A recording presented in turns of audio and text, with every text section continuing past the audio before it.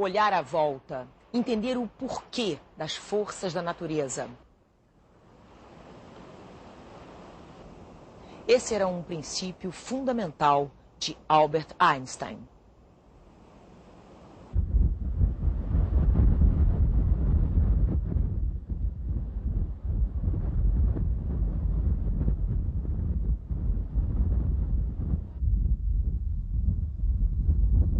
Muito se fala sobre Einstein, muitas histórias são atribuídas a ele.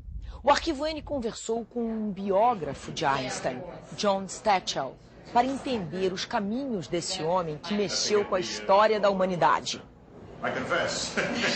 Bom, estamos falando de um homem que nasceu no século retrasado, em Ulm, na Alemanha. O ano era 1879. O ano de 2005 lembra duas vezes Einstein.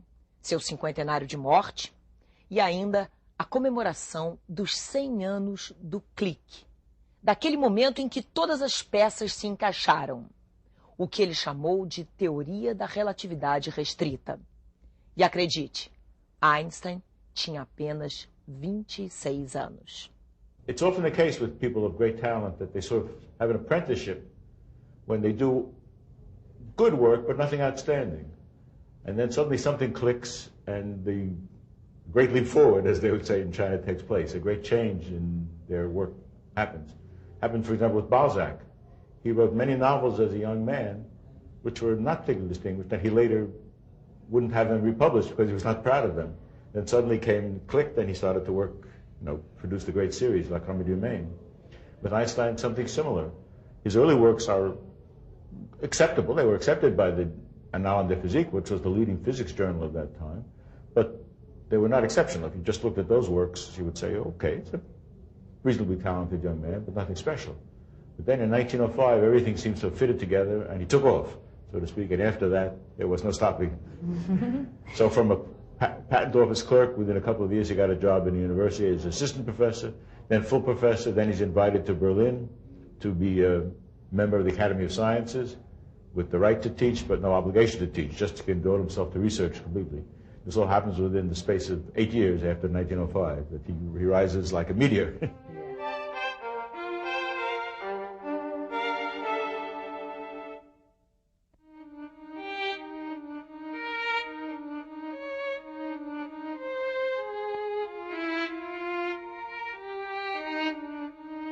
He developed childhood, adolescence. In many ways, it was difficult adolescence. His family was in the electrotechnical business, which at that time was one of the most advanced technological frontiers, maybe like computers today. But the family business failed finally in Munich, and the family moved to northern Italy to try to start business again and had more problems and failures there. So they actually couldn't support him when he went to university, and relatives had to support him. He was a very self-possessed person, very strong sense of inner confidence, I think, and this often gave people the impression that he was arrogant, cheeky, we would say. He was not. He was, oh yes, he was. Oh yes. For example, once when he was in secondary school and his geology professor asked him, a professor whom he liked, asked him to look at the strata of the rocks and say which way they run chronologically, from up to down or down to up. And he says, it's all the same to me, Professor.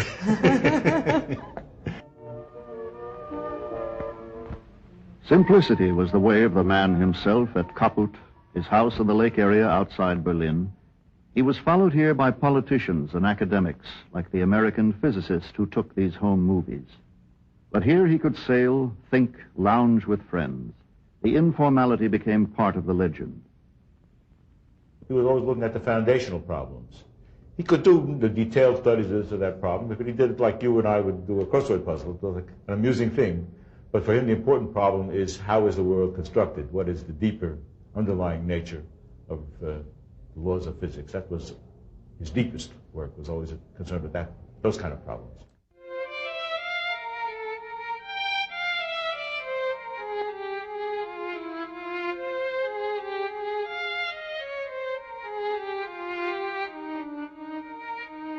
Ele insistiu sobre o fato que não é a ciência que vai nos dizer que é o bem, que é o mal. Não é a ciência que vai nos dizer que são os valores. Não é na ciência que você vai encontrar a ideia de liberdade ou a ideia de amor. Só que se você quer fazer ciência, você tem que ter a mente levada por essas ideias. Você não vai fazer ciência se você não está procurando a verdade, por exemplo. Mas a ideia de procurar a verdade, a ciência não vai dizer. A ciência não vai, na sua pesquisa, descobrir que nós temos que procurar a verdade. Esta é uma colocação que preexiste ao fato de querer fazer ciência. There are several biographies about Albert Einstein. Some claim he started to speak quite late and he was a mediocre student. Is that true or false? It's false. It's false. Yes. He started to speak a little late, but not that much beyond the normal. And, how old was he? Between 2 and 3. And he had a peculiar habit, which he later described to someone, that he would form a sentence in his own mind and say it, he thought, whisper to himself. And then if he was happy with it, he would say it out loud. But, of course, what he thought was whispering was heard by people. So the family maid called him the dope at that time. She thought there was something wrong with him because he repeated his sentences twice, but he was actually just testing it out for himself. And he spoke quite well once he did speak. In fact, there's a letter which his mother tells her mother about what his cute sayings at that time. So it's a legend that he was dyslexic or something like that. After he started to speak, his speech development was very normal. And as a student? As a student, he was very good in the subject he was interested in, mathematics and physics, but he wanted to do things slowly, methodically, in his way. He was not interested in quick answers. In your opinion, which was Einstein's greatest quality? His stubbornness, his curiosity, his intuition? All of the three together? Well, he said stubbornness. Someone asked him once why he was so creative. He said, I'm not so creative, I'm just stubborn. In the sense that he started thinking about the idea, what would happen if you chased a light ray? He started thinking at 16 years old of this question.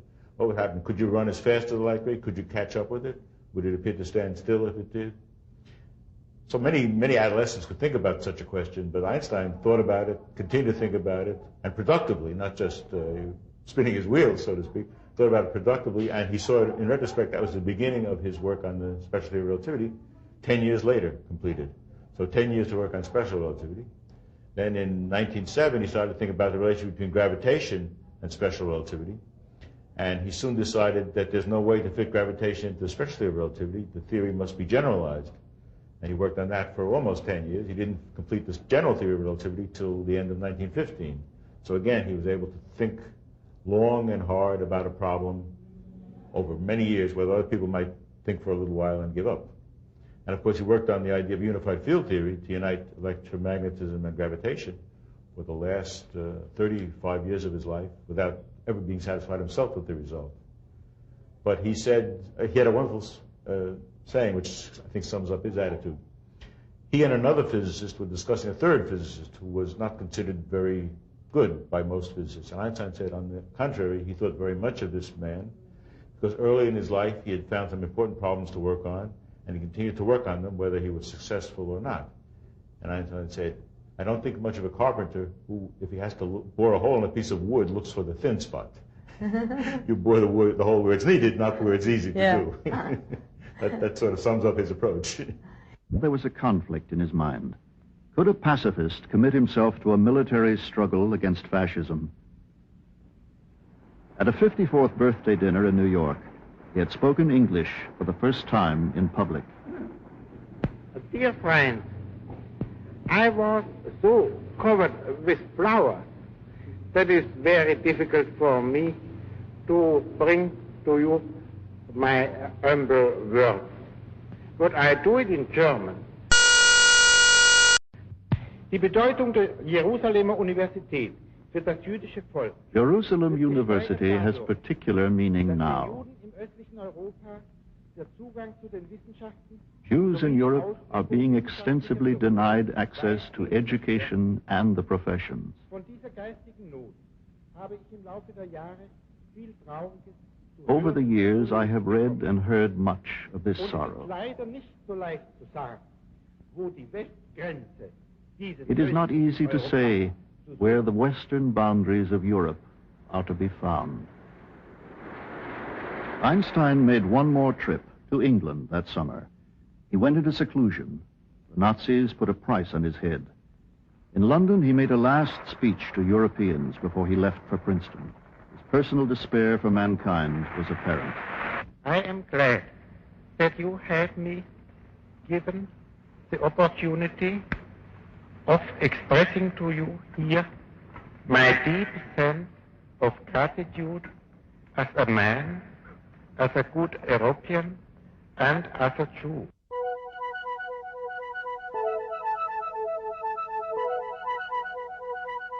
Mais fácil agir sobre a natureza, por nosso conhecimento, o que foi a desintegração do átomo, do que agir sobre nós mesmos.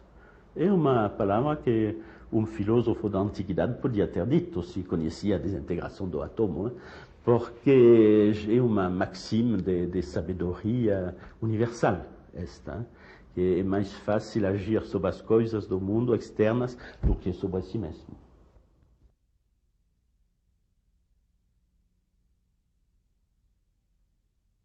Despite being a tireless peace and freedom advocate against wars, Nazism, Macartism, a letter to President Roosevelt written by Einstein had an important role at the American decision to start building the atomic bomb. In Einstein's opinion, was this his biggest mistake in life? First of all, I don't think it had such an important role that's often suggested. If you read the memoirs of people who were involved at the time, you see that it really did not have that great an effect. And it's interesting how Einstein became involved.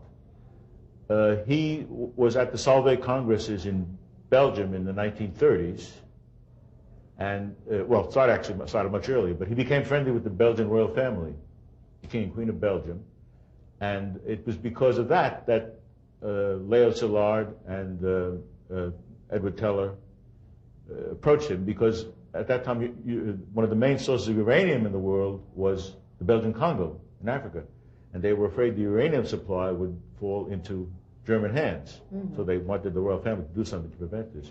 Then they decided they were all foreigners living in the United States. They can't communicate with a foreign government, or it will be looked upon like, you know, some sort of treason. So they decided they had to send a letter to President Roosevelt, alerting him to the dangers of the atomic bomb being made by the Germans. So that was Einstein, as he says later on, that was his sole contribution, was to sign this letter, which essentially was drafted by these others who knew more about the facts of atomic possibilities of atomic weapons, because they knew the letter from Einstein would get Roosevelt's attention. But he certainly regarded it as afterwards as a great mistake in the sense of the consequences, but he said, what else could I do? What would have happened if the Germans had gotten the atomic weapon? We're very lucky because Hitler forced out the best German scientists out of Germany. If those scientists had stayed in Germany, they might well have developed the nuclear weapons first. You know, what that could have meant for the world. The character of this development lies in its apparently compulsory trend. Every step appears as an unavoidable consequence of the preceding one. In the end, there beacons more and more clearly general annihilation. Einstein made several famous statements, among them, God does not play dice with the world, with the universe, and science without religion is lame, religion without science is blind. Did he believe in God?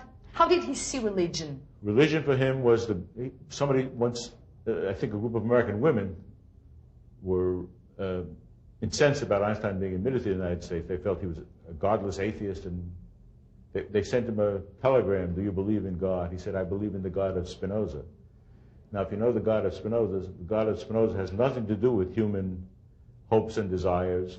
A única coisa que eu posso dizer de Deus, diz Spinoza, é que a natureza, na toda a sua potência e beleza, isso é Deus. Deus é a natureza. Então, Einstein tinha exatamente a mesma concepção e se refere a Spinoza. Então, a religiosidade, para ele, é esse sentimento na frente da natureza ou das realizações que se encontram na natureza, como o homem quando ele tem valor quando ele deixa se revelar seus valores.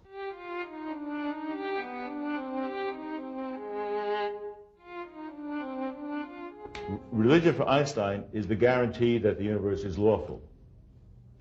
For example, why do you do a crossword puzzle? Because you think there's a solution, right? For Einstein, the universe is a puzzle, right? Why do you work on finding the laws of the universe? Because you believe that the universe is lawful. That, for him, was what he calls cosmic religion. How was the importance of Princeton in his life? It was a haven for him. In Berlin, he was sort of at the center of things. He was more of an insider than he ever was in his life, and he was consulted on every issue in political, social, scientific issues. When, in 1932, he came to Caltech, and Caltech offered him a half-year position. He was considering that, but then he heard about this new institute set up in Princeton, Institute for Advanced Study, which is a pure research institute, and the head of the institute, Abraham Flexner, came to him and explained the idea, and Einstein liked the idea very much. So he agreed to spend a half a year there before the Nazis came to power in 1932. He was going to go back and forth, half year in Berlin, half year in Princeton. Then when the Nazis came back, it became clear to him he could not go back to Germany. So he resigned from the Academy of Sciences. The Academy of Sciences in Berlin expelled him. So he had to have positions someplace else, and of course the Institute for Advanced Study was delighted to have him stay on there. And I think he liked the fact that he could lead a more reclusive life there. He was quiet, and he could have a more normal existence there. But even there, problems would arise. Sometimes people would walk up to him in the street just on the strength of recognizing him and start talking to him, and he would be nice and charming. And then he would remark, a friend of his told me, after he would say, well, the elephant has gone through his tricks again. He felt like the circus elephant on show. For how long did he live in Princeton? Oh, from 1933 until he died, 1955, so 22 years. Where are Einstein's? He never went back to Europe. I mean, it's, again, a sign of his emotional detachment. He had a son, you know, he was divorced from his first wife. He had two sons. One moved to the United States, and he saw that son fairly often. The other son was actually mentally disturbed and ended up in a mental institution in Switzerland. And the son felt very neglected by the father and blamed the father, but the father never went back to Switzerland to see him again. He had a friend of his in Switzerland go and visit the boy and take him out and so forth and so on, particularly after the mother died, but he never went back. So he was not a good father? I would not say so. He was a good father when the occasion came, but he could distance himself. When I would have found it difficult to do that. If I had a mentally disturbed child, to just cut loose, I would find it difficult.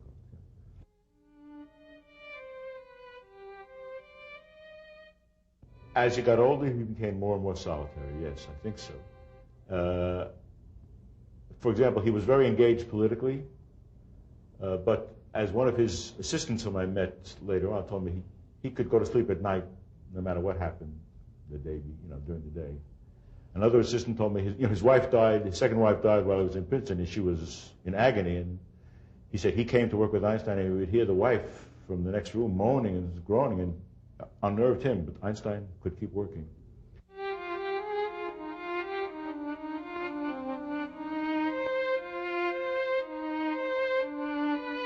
Did he play the violin well? Is that true or false? We happen to know, in the course of research for the first volume of the Einstein papers, we looked to find every document we could, and we actually found a report of the inspector of the secondary school that he went to, the music inspector, who commented on the playing, and he said Einstein work playing the violin was outstanding. Brilliant in German. It was brilliant, he said. So it was true that he really played the violin well.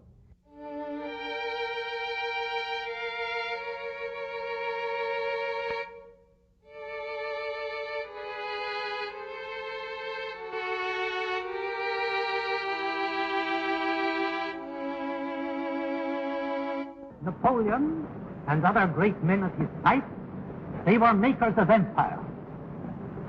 But there is an order of men who get beyond that. They are not makers of empires, but they are makers of universes. Their hands are unstained by the blood of any human being on earth. Ptolemy made a universe which lasted 1,400 years. Newton also made a universe which has lasted 300 years. Einstein has made a universe, and I can't tell you how long that will last. In 1916, as soon as he finished the theory of general relativity, he wrote a letter to a mathematician, Felix Klein, a very famous mathematician, which he says, I know that my ideas on gravitation will be superseded someday. So he never had the idea that, science is fixed, finished, final. It was always a quest for him. And he compares it in his book with Infeld on the evolution of physics with a detective story. Oh, yeah? The only trouble is it's a detective story where you can't turn to the last page and find out who did it. It's a never-ending detective story.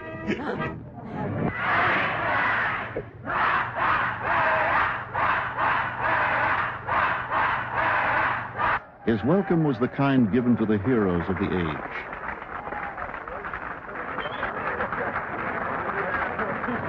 Every people in the world, no matter how primitive, they have some sort of creation myth, right? Why the world is and how do we fit into it. So Einstein gives us a sort of scientific substitute for a creation myth. He gives us a picture of the world that we can fit ourselves into.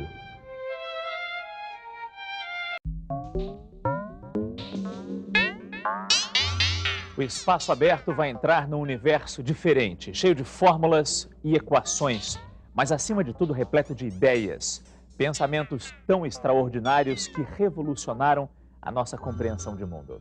Teorias que revelaram novos conceitos e que foram criadas por um único homem.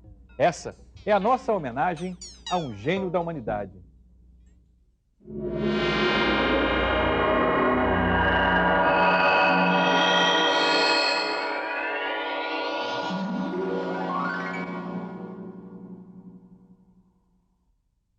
Olha à sua volta, quantos avanços tecnológicos. É cada vez mais difícil imaginar a nossa vida sem as facilidades do mundo moderno, como, por exemplo, escrever um texto no computador ou ouvir uma música no CD player.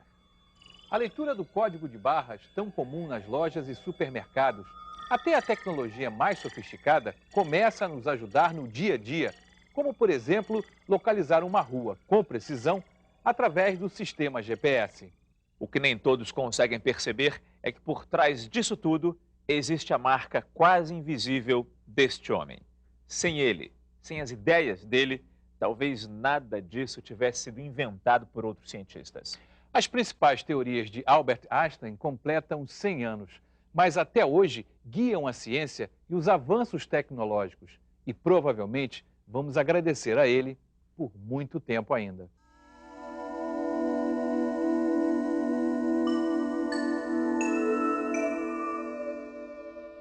Ninguém imaginava que as ideias de um jovem físico de 26 anos, avesso a instituições acadêmicas, fossem estimular um século de avanços tecnológicos e científicos.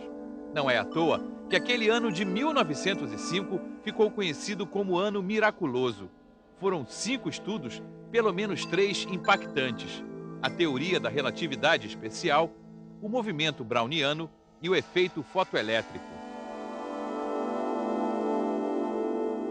Se eu comparo a física com o jogo, o Einstein foi o grande artilheiro do século XX, né? Ele fez todos os gols imagináveis. As jogadas desse goleador, as contribuições dele vão além das acelerações de partículas próximas à velocidade da luz ou das medições de astros e fenômenos celestes. A física moderna, que Einstein, digamos assim, é um vértice fundamental, ela tem um impacto enorme na vida de todos nós. E nós não falamos aqui tanto do desenvolvimento no século, na segunda década do século XX, da física quântica, que está escorada nos trabalhos originais de Einstein e que permitiu todo um desenvolvimento de todos esses aparelhos que estão no entorno de nós, do computador, das máquinas digitais. Quer dizer, a física da matéria condensada a partir do átomo é um resultado decisivo da física moderna que impactou profundamente a vida de todos nós e o desenvolvimento científico e tecnológico dos países. A descrição de como a luz pode atuar como partículas, de como átomos emitem radiação e de como a velocidade e a gravidade afetam o ritmo do tempo também são muito importantes para a operação de equipamentos que já se incorporaram ao nosso dia a dia. É difícil enxergar um setor em que você não tenha uma decorrência direta ou indireta do trabalho de Einstein.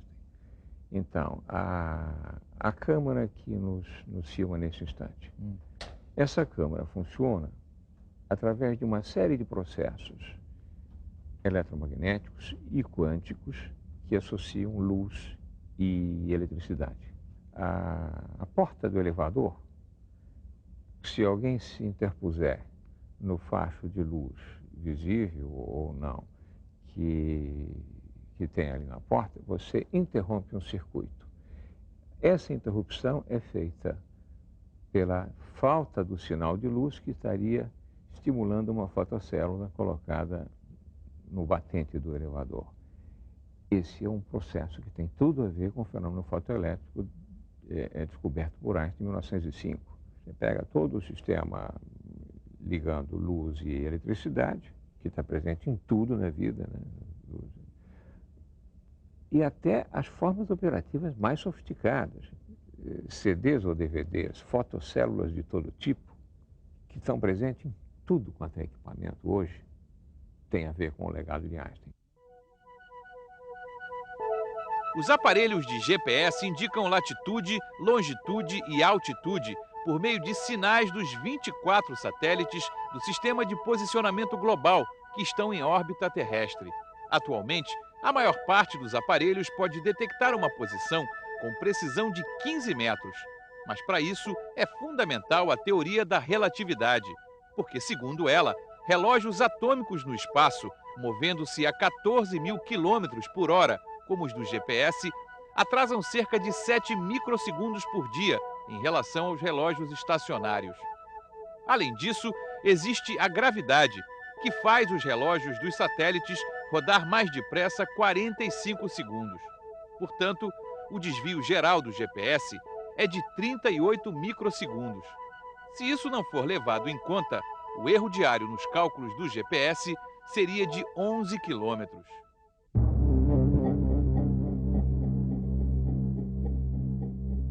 No céu e na Terra, sem as teorias de Einstein, talvez muitos avanços do mundo moderno estivessem parados no tempo.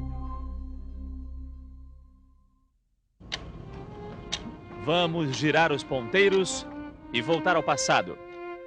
Se estamos falando de um ano miraculoso como o de 1905, é preciso sermos justos. A história já havia registrado um outro ano miraculoso, muito tempo antes.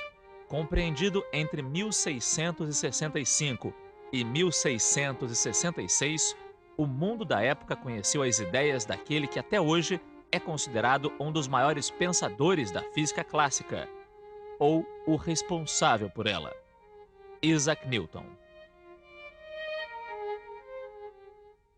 A teoria de Newton estava muito consolidada, porque já havia 200 anos, né? O Newton teve um ano miraculoso entre 1665 e 66, em que ele também tinha uma idade em torno de 23 anos, ele estava numa fazendola da família dele, e ele teve algumas ideias geniais sobre matemática, sobre o cálculo, sobre a gravitação, etc.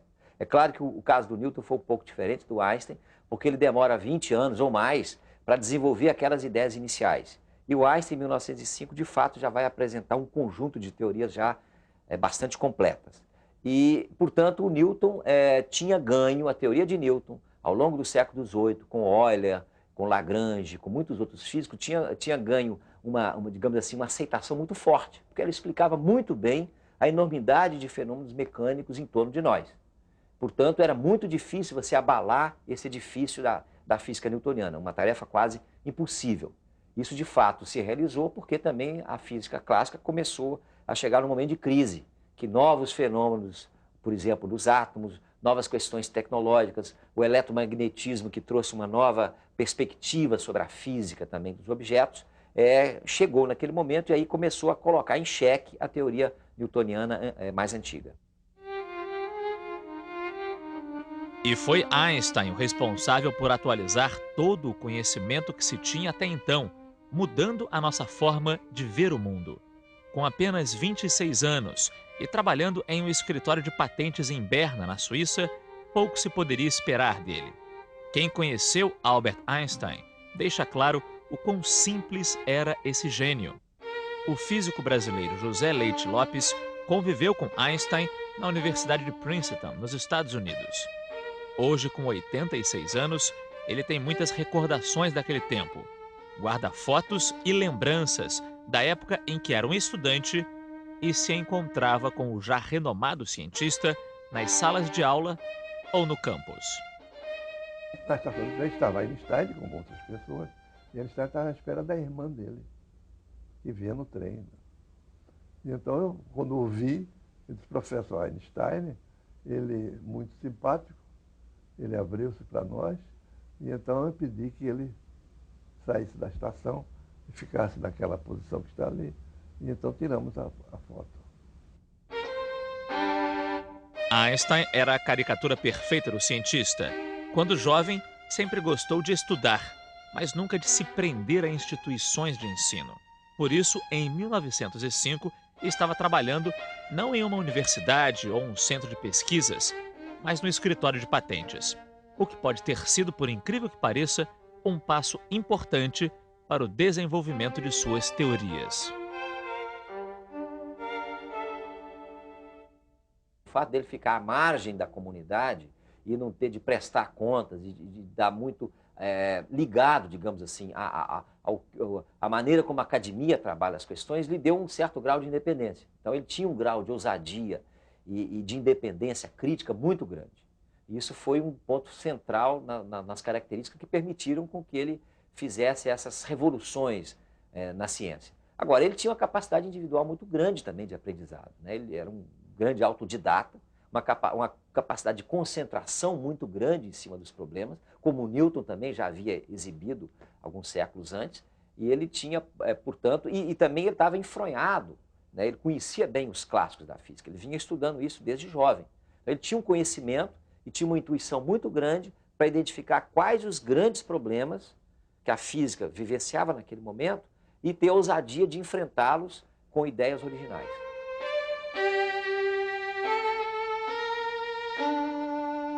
Eu acho que essa é uma bela lição para os professores. Gente inteligente não gosta de coisa chata. É preciso botar coisa estimulante, desafiar e não conduzir para a passividade, para a obediência. Nós precisamos de gente desobediente. O mundo precisa de gente que não concorda com o que está aí. O mundo não está grande coisa, diga-se de passagem. Mais do que antes, hoje é hora de produzir mais gente como Einstein, com uma profunda compreensão humanista do mundo. Quer dizer, um pacifista, um homem engajado nas coisas sociais, que olhava a ciência e o mundo com a irreverência de quem quer transformar. Einstein lançou um novo olhar para antigos conceitos sobre o espaço e o tempo.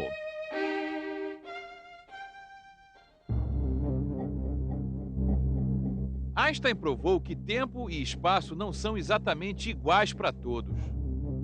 Para Newton, o relógio é um relógio absoluto. Então, ele teria os resultados iguais, idênticos para qualquer pessoa na Terra, na Lua, em Marte ou em qualquer lugar do universo afora, ou para nós, sentados, andando, não importa o quê. Para Einstein, não. Isto começou a ser diferente, né?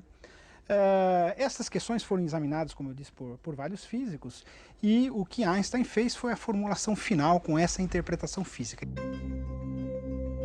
Einstein escreveu duas teorias da relatividade. A primeira, elaborada em 1905, ficou conhecida como teoria da relatividade especial ou restrita. Essa teoria, ela, de certa maneira, ela faz uma revisão das nossas noções de tempo e espaço, que predominavam desde Galileu e de Newton, e leva a uma nova mecânica. Os resultados que ela traz, eles não são, digamos assim, tão perceptíveis na escala que nós estamos habituados, na qual a mecânica newtoniana descreve muito bem os fenômenos.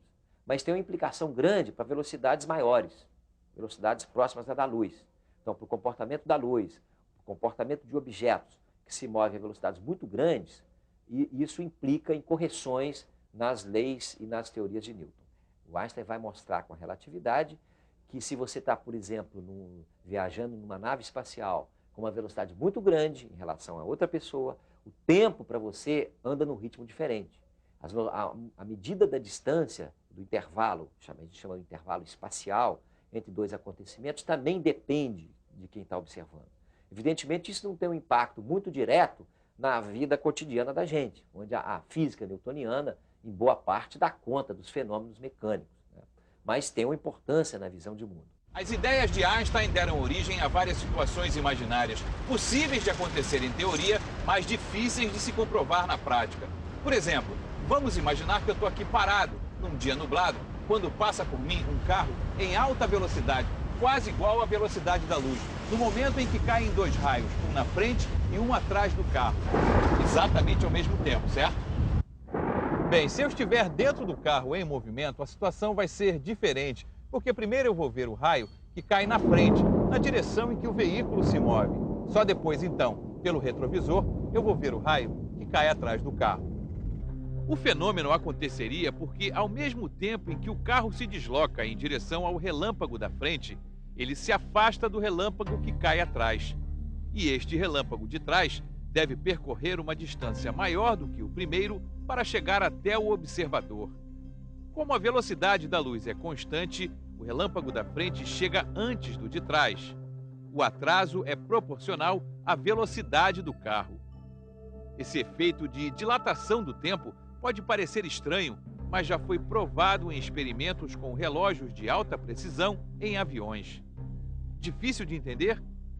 A complexidade das ideias de Einstein para um cidadão comum inspirou um encontro fictício e inusitado nas telas de cinema, quando Marilyn Monroe explica para Einstein a teoria da relatividade especial. Look, could I explain something to you?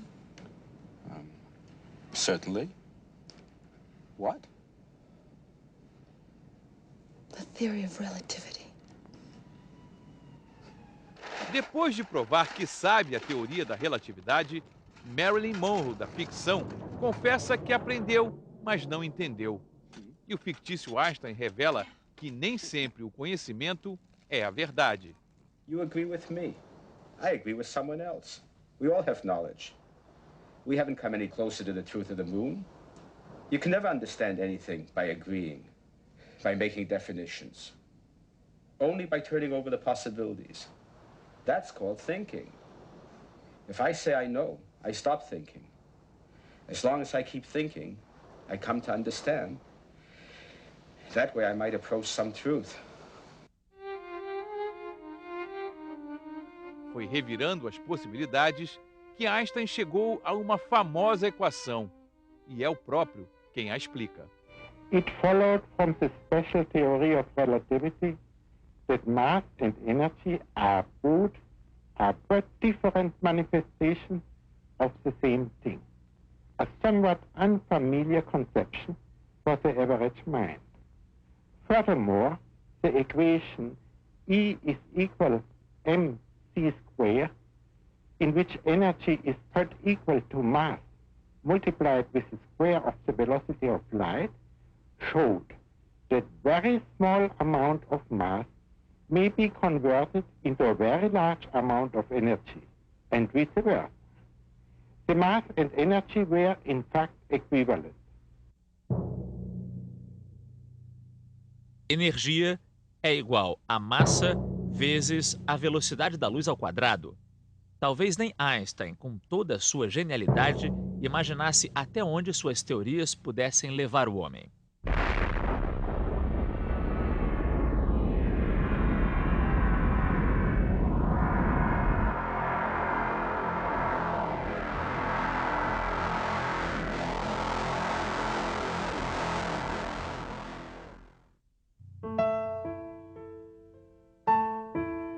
A bomba que acabou com as cidades japonesas de Hiroshima e Nagasaki, matando mais de 200 mil pessoas, determinou o fim da Segunda Guerra Mundial e iniciou uma corrida atrás de quem detinha o poder de construir esse tipo de artefato.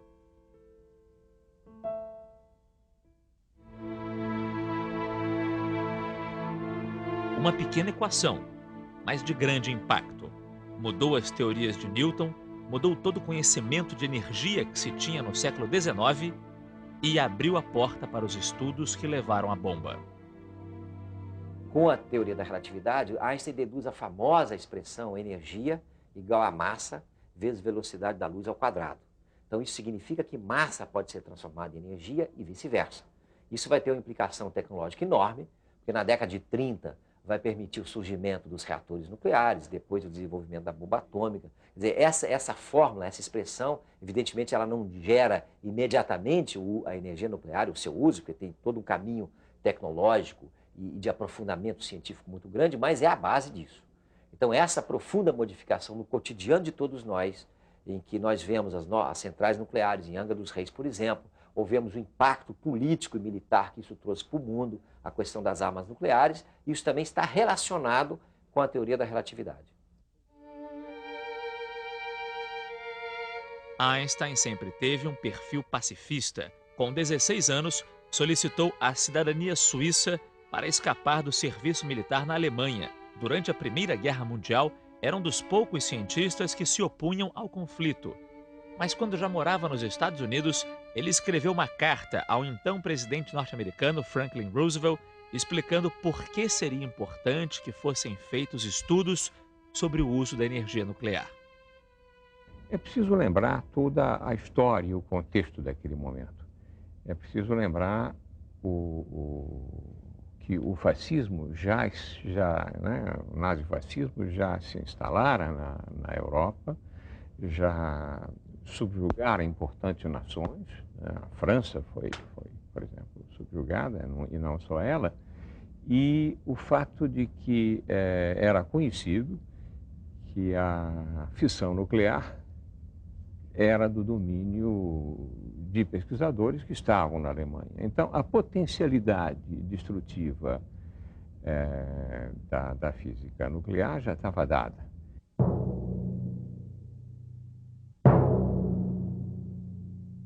Os físicos se depararam com a questão, olha, se a energia é massa vezes a velocidade da luz ao quadrado, se eu transformar um grãozinho de massa em energia, é uma energia suficiente para destruir qualquer coisa que seja, para queimar tudo que esteja à volta num raio muito grande. Einstein nunca participou do Projeto Manhattan, que reuniu cientistas para desenvolver a bomba nos Estados Unidos. Depois de lançada sobre o Japão, ele teria dito inclusive que a bomba trouxe a vitória, mas não trouxe paz. Mesmo assim, seu nome ficou ligado para sempre com a maior arma que o homem já criou.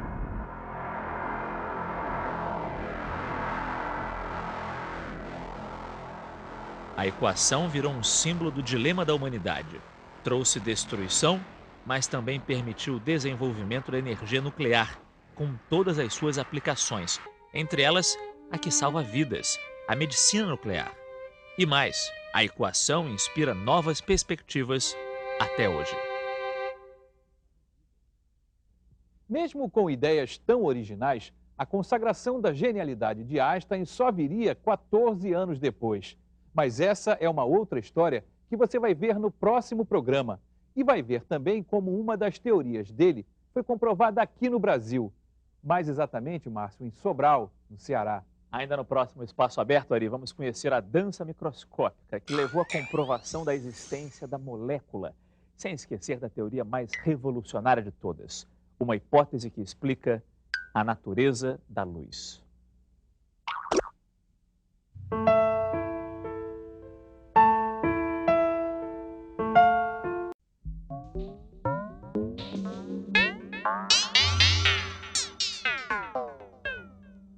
O Espaço Aberto volta a explorar o universo genial das teorias de Albert Einstein.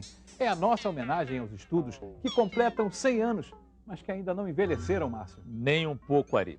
No programa de hoje, vamos comprovar a existência da molécula, entender a natureza da luz e mostrar como o jovem cientista amadureceu suas ideias e foi consagrado como um divisor na história da física.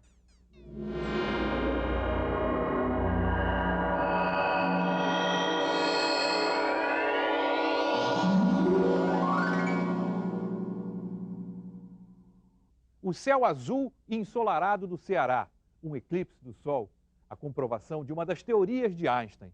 O que uma coisa tem a ver com a outra? Tudo. Para observar que os raios luminosos se curvariam ao passar pelo Sol e comprovar a previsão de Einstein, só mesmo um eclipse solar e registrado aqui no Brasil. E assim, todo um novo universo se abriu depois. Cidade de Sobral, interior do Ceará. Em 1919, astrônomos britânicos, norte-americanos e do Observatório Nacional do Rio de Janeiro invadiram a cidade. Não a turismo, mas pela ciência. Enfrentaram difíceis condições do sertão nordestino para observar um eclipse total do Sol. Um outro grupo, liderado pelo conceituado astrônomo inglês Arthur Eddington, foi para a Ilha de Príncipe, na África. Assim, esperavam comprovar o que, mais uma vez, Einstein, com sua incrível capacidade de abstração, teorizou cerca de 3 anos antes. O nome técnico, né, é a teoria da relatividade geral do Einstein. Na verdade, é uma teoria da gravitação, portanto, uma teoria a respeito da força que mantém os corpos se atraindo, né? Durante o eclipse de 19, a tarefa era fotografar e medir a posição relativa das estrelas ao redor do Sol. As estrelas se tornariam visíveis quando o disco solar fosse encoberto pela Lua. Depois, as fotos seriam comparadas com outras tiradas à noite para se confrontar com as posições normais das mesmas estrelas, sem que a luz delas passasse pela proximidade do Sol. 29 de maio de 1919, o tempo estava fechado na costa da África, o tempo não estava bom e aquela equipe que foi para lá não fez boas fotos. Não, conseguiu fazer algumas, as nuvens se entreabriram e eles conseguiram fotografar. Mesmo através entre as nuvens também, que as nuvens estavam começando a se dissipar, eles conseguiram fotografar algumas, se eu não me engano, também algo em torno de 7 ou 8 fotografias. Mas o melhor resultado teria sido mesmo da equipe que foi para Sobral. Exatamente, né? Em Sobral o dia também amanheceu bastante nublado. Mas com o passar do tempo, as nuvens foram se dissipando e poucos momentos antes do eclipse começar, eles conseguiram obter um clarão no céu e através do clarão, entre as nuvens, eles conseguiram fazer observações. E quanto tempo depois desse 29 de maio, da data exata da observação, quanto tempo depois se comprovaram as teorias de Einstein? Bom, eles tiraram as fotografias no dia 29 de maio, voltaram poucos meses depois para fazer uma série de outras fotografias sem a presença do eclipse, sem a presença do Sol, para verificar, comparar a diferença da posição das estrelas. E isso vai ser, depois os dois astrônomos, o Crommelin e o Davidson, voltam para a Inglaterra e trabalham ao longo de 3 meses, agosto, setembro, outubro, mais ou menos, nos dados necessários para chegar ao resultado final e anunciar, né? E no dia seguinte saiu uma notícia, uma manchete, né, declarando de modo bombástico que havia acontecido uma revolução na física graças à comprovação da teoria da relatividade do Einstein. Um popstar no meio de uma turnê. Assim poderia ser vista em 1925 a visita de Einstein ao Brasil. Já famoso pelas teorias que revolucionaram a física, ganhador do Prêmio Nobel, ele parou no Rio de Janeiro e em Montevidéu, no Uruguai, durante uma viagem que teve como destino a Argentina. No Rio ficou 8 dias. Deu palestras, conheceu institutos de pesquisa, interagiu com as comunidades judaica e alemã, foi recebido por autoridades, comeu vatapá. Era a chance de conhecer o país que 6 anos antes havia ajudado a comprovar uma de suas mais importantes teorias. Houve alguma menção ao Brasil, ao fato de ter sido em Sobral, que ele viu comprovada a sua teoria? Houve algo a esse respeito? Sim, ele tem uma declaração que também é praticamente isso. Ele diz que o problema que o cérebro dele concebeu teria sido resolvido pelo radiante ou ensolarado céu brasileiro, né? Muito simpático. É, bastante simpático, né? O radiante ou ensolarado céu brasileiro contribuiu para que essa teoria fosse comprovada. O ensolarado céu brasileiro, o eclipse em Sobral, ajudaram Einstein a resolver que problema exatamente? Bem, depois de criar a teoria da relatividade especial em 1905, Einstein viu que era necessária uma outra teoria que levasse em conta os efeitos da aceleração, incluindo a gravidade. Na gravitação, o Newton explicava de uma maneira o comportamento dos planetas, por exemplo, girando em torno do Sol, através de uma ação à distância estranha, que percorre todo o universo, cai com o quadrado da distância e faz com que os planetas girem em torno do Sol de uma determinada maneira, como a gente observa. O Einstein vai dar uma explicação diferente. Para ele, o que acontece é que a massa do Sol ela curva o espaço-tempo, ela produz uma geometria diferente e aí os planetas seguem aquela geometria, seguem um caminho mais curto, digamos assim, um caminho mais simples em cima de um universo curvo. Nascia a teoria da relatividade geral, com a ideia de que a massa deforma o espaço-tempo e que o espaço-tempo curvo indica à massa como se movimentar. Einstein chegou à formulação da gravitação através simplesmente de olhar a geometria do que nós chamamos de espaço-tempo, né? Então é como que se nós pegássemos uma folha, um lençol, por exemplo, e colocamos um peso nesse lençol, puxamos o lençol para baixo, jogamos uma bolinha, essa bolinha ela faz um movimento que é um movimento simplesmente seguindo a trajetória natural dela, a trajetória geométrica dela. Essa interpretação geométrica da força é que nos dá a teoria da relatividade geral. E Einstein, não só Einstein, como outras pessoas que vieram depois, tiraram maravilhas disso aqui. O encurtamento do espaço e a dilatação do tempo inspiraram vários experimentos que mexem com a imaginação. O mais famoso ficou conhecido como o paradoxo dos gêmeos. Imagine se Albert Einstein tivesse um irmão gêmeo idêntico. Um deles embarca numa nave espacial a uma velocidade próxima à da luz, enquanto o outro continuaria trabalhando aqui na Terra. Para o Einstein astronauta, o tempo passaria mais devagar. Ele voltaria à Terra poucos meses mais velho. Mas o tempo deixaria marcas no Einstein cientista. Para ele, muitos anos teriam se passado.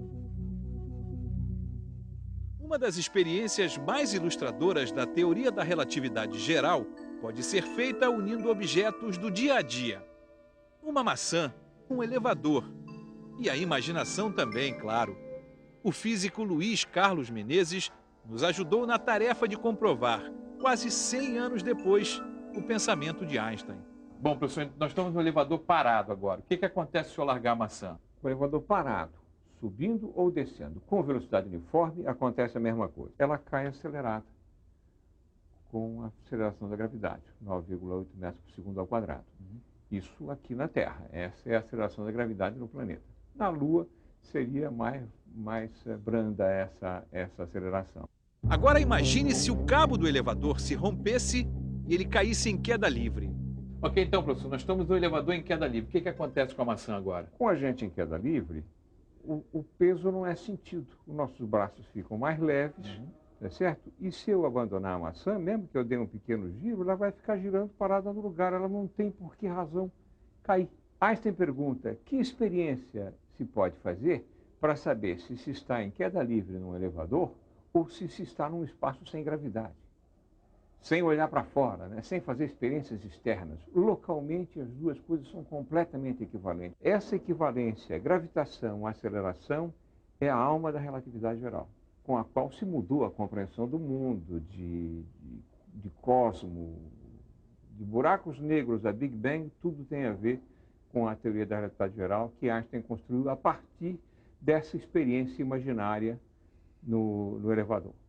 Muita gente pensa que Einstein ganhou o prêmio Nobel pela teoria da relatividade, mas, na verdade, ele foi premiado pelo estudo sobre os fótons, uma hipótese inovadora que explicava a natureza da luz. A teoria era tão revolucionária que levou 16 anos para ser consagrada. E um importante avanço tecnológico desenvolvido a partir das ideias de Einstein só surgiu na década de 60, o laser. Locking phasers on target. They're locking phasers. Ray shields. Fire! Quando o filme é de ficção científica, lá está ele. Para os cineastas, é uma arma mortal.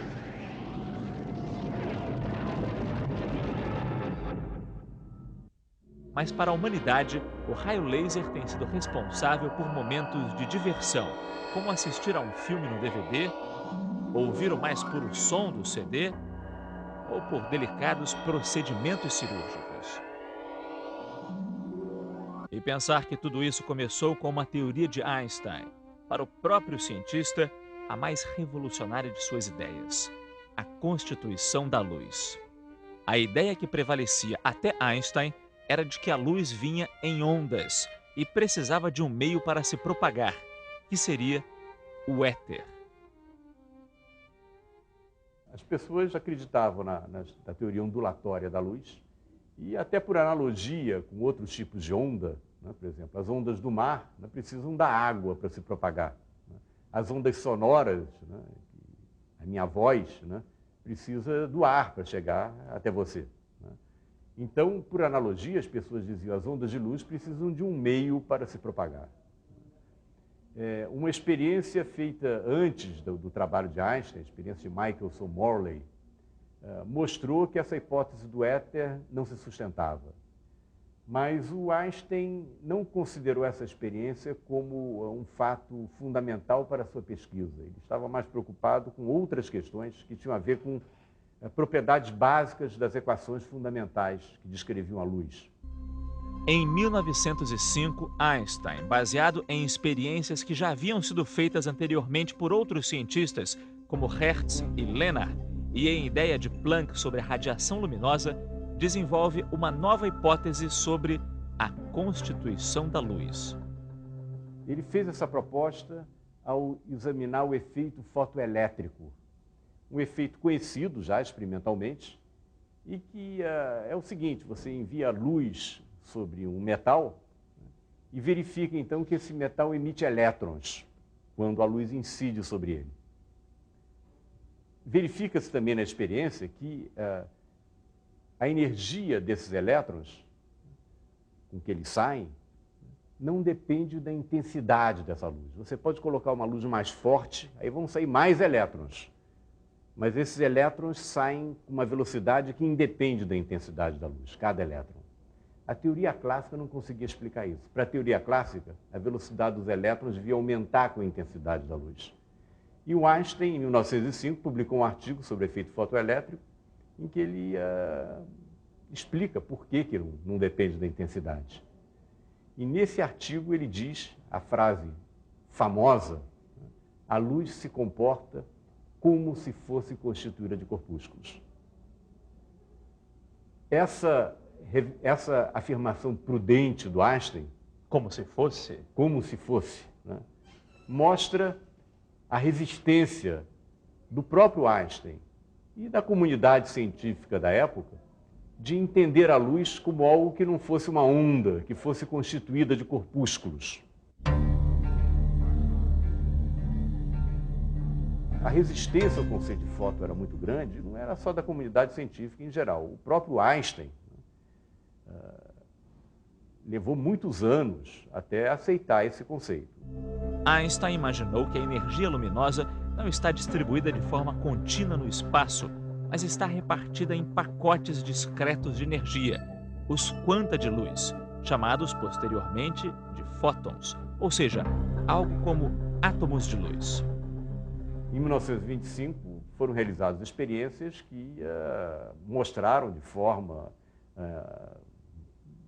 imune a qualquer dúvida, né, que os fótons eram uma realidade. Esses lasers que vocês estão vendo aqui são uma consequência direta daquele trabalho. Então, o conceito de fóton resultou nos lasers, que hoje em dia tem um grande número de aplicações.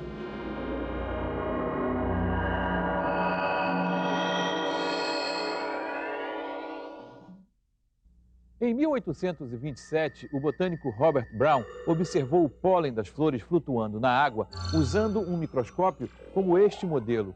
Ficou surpreso com o que viu. Os minúsculos grãos não paravam de se deslocar como numa dança interminável.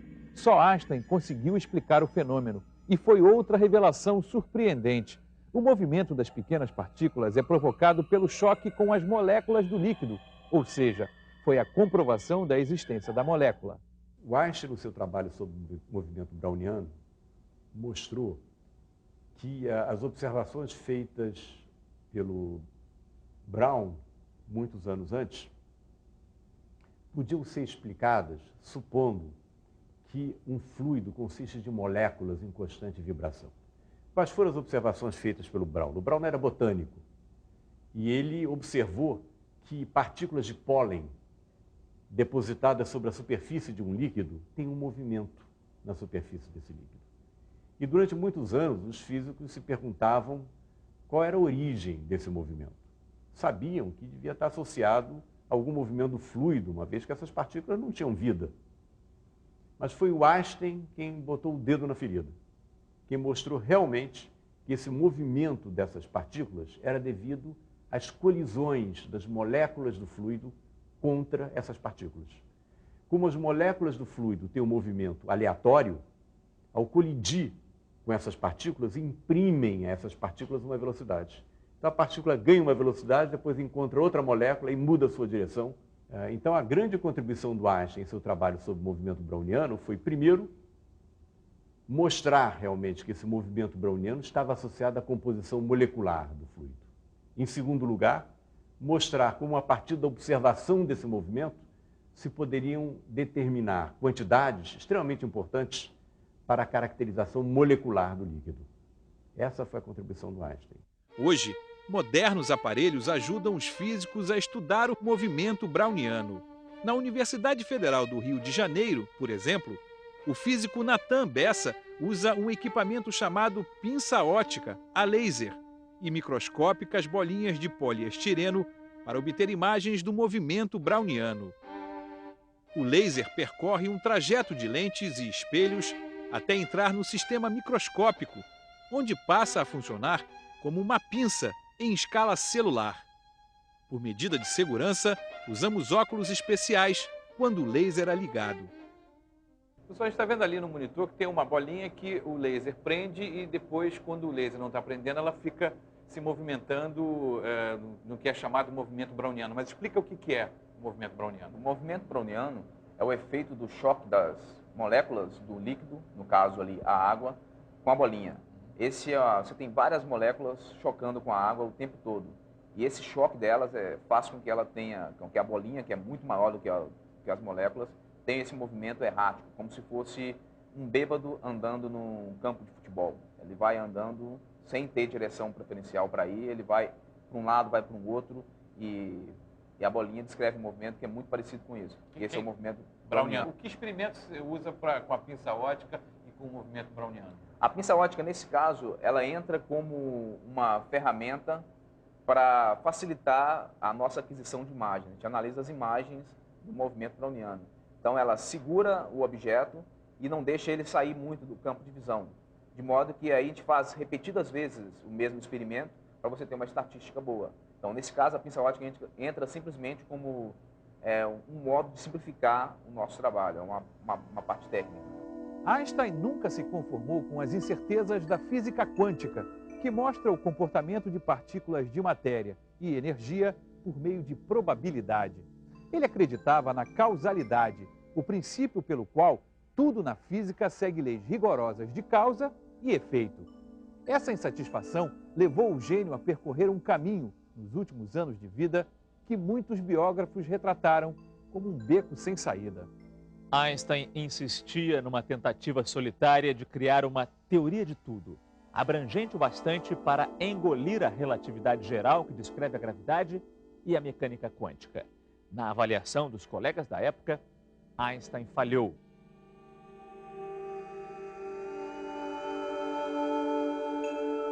O problema da unificação, do eletromagnetismo com a gravitação e da gravitação com a física quântica é um problema ultra atual, não resolvido. Eu acredito que esse seja, de fato, um dos grandes problemas do século XXI. É um problema que está sendo perseguido em vários países do mundo, mas certamente é um longo caminho a percorrer. Ou então, quem sabe, talvez um dos jovens que esteja assistindo esse programa tenha ideias brilhantes, como teve o Einstein, e encurte esse caminho, criando novos paradigmas e novas teorias que terão repercussões importantíssimas no século XXI. Eu acho que nós dependemos muito disso. A ciência, nesse sentido, é muito democrática, né? Porque frequentemente não são os cardeais, né, que fazem as grandes descobertas científicas. Esses já fizeram, né? São os jovens, né, com a mente aberta, que realizam as grandes descobertas, que propõem as grandes teorias. Como era o próprio Einstein. Como era o próprio Einstein. Em 1905 ele tinha 26 anos. Né? E foi nessa época que ele fez a sua grande revolução.